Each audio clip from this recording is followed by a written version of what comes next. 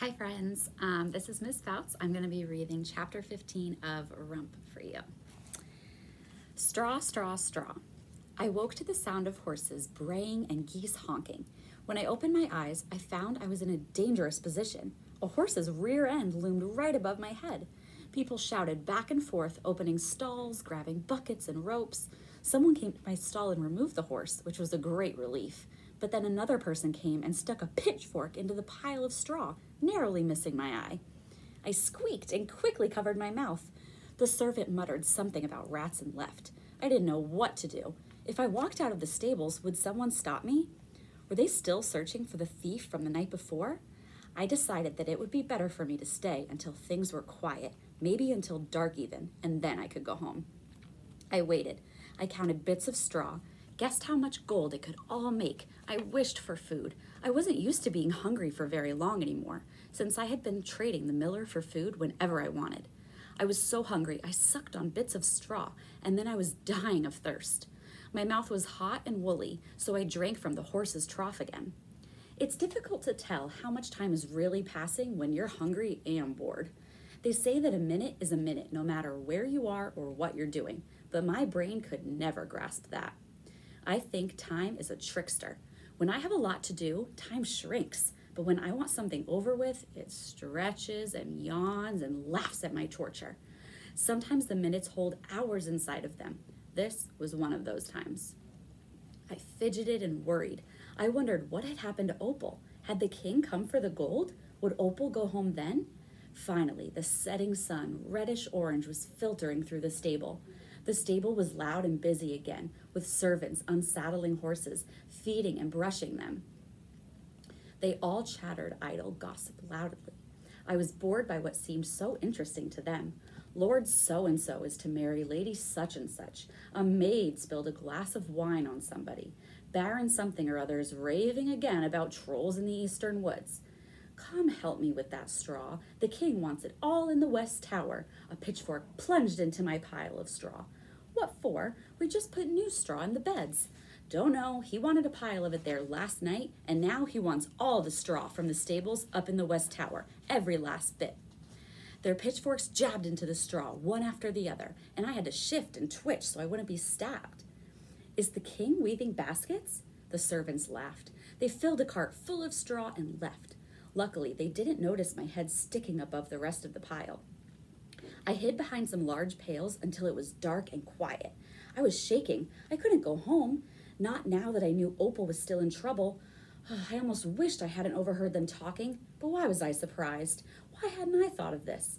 Last night was merely a test. Of course, King Barf would order more straw, all the straw he had, and make Opal spin him more gold.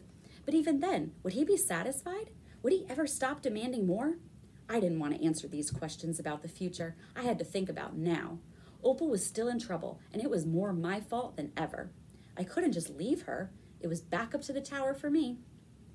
When I plopped through the window this time, Opal seemed expectant. Oh, I knew you would come home, Robert. Robert? It's Rump, I said. Oh, never mind that. I know Frederick and Bruno call you silly names, but I won't. I shall call you Robert, a proper name. She smiled as if that were the kindest thing in the world, but I couldn't smile back. I was gazing open-mouthed at all the straw. There was twice, no, 3 times as much straw as before, all piled along the walls and halfway up to the ceiling. Troll's breath, I muttered. Oh, it's not so bad, is it? Said Opal. You can spin this in a wink. You're so clever. I felt ill and must have looked it. Opal's eyes brimmed with tears and her chin quivered as she spoke.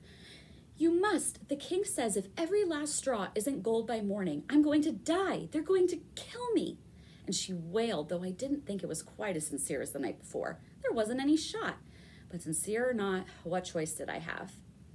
What will you give me? I asked. Opal folded her lower lip down so that she looked like a large toddler on the verge of a tantrum. I already gave you my necklace. That was made of pure gold, you half-wit. Do you realize how much that's worth?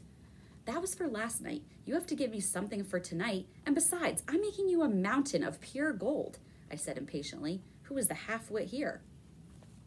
Opal looked around desperately. It made me nervous to watch her think. She looked so blank and mystified. She brushed her hands down her hair, licked her lips again, fiddled with her dress, and finally fumbled with her fingers. I will give you my ring, she said as she pulled a little ring off her finger. It was not gold or silver, probably cheap tin, but it had a small stone in the middle, shiny white with swirls of purple and blue, an opal.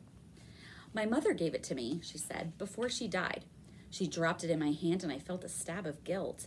I didn't think there was anything she could give or promise me that would be worth more than a hulking pile of gold, but I could see this was probably close, a priceless token. I was starting to really dislike this whole binding bargains and promises thing. Still, it wasn't anything horrible. Close the windows, I said, and started to spin. My limbs still ached from the previous night's work. My leg pulsed with pain every time it pushed down on the treadle, but I kept going. Whir, gold, gold, and more gold. I had searched for it my entire life, and here it was, pouring out like water. I hated the sight of it. Opal fell asleep faster this time, one hand twined in the gold, the other clutching some straw.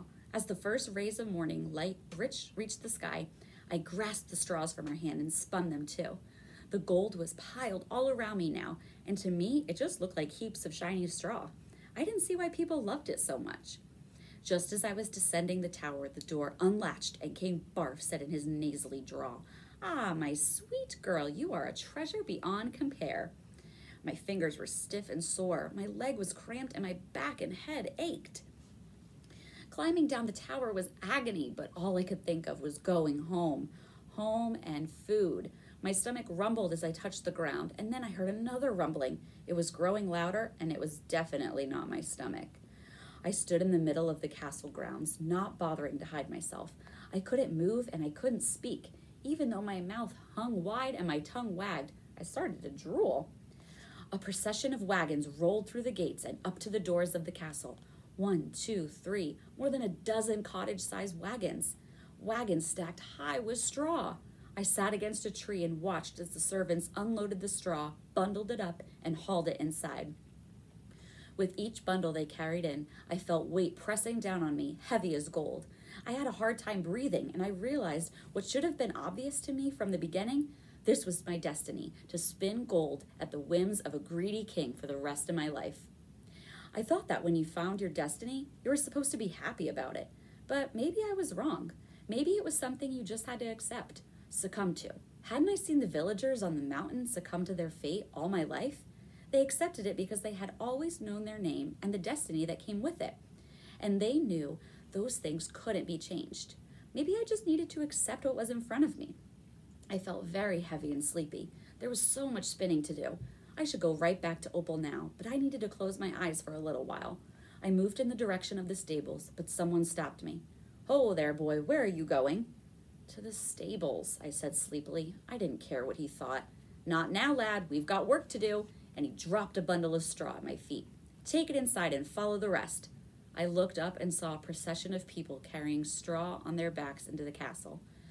With a deep breath, I swung the straw onto my back. My knees buckled under the weight. I followed the line into the castle, up some stairs, and into a chamber. We must have been in a different tower, because this room was 3 times the size of the last one. The straw was piling up in the corners and crawling up the walls, covering up the tapestries, the paintings, and the windows. This would never stop. As long as there was straw in the kingdom, King Barf would want it spun to gold. I fell helplessly into the straw and buried myself under it. No one noticed me as the workers piled straw higher and higher until it covered the windows and all the light was shut out. Thank you.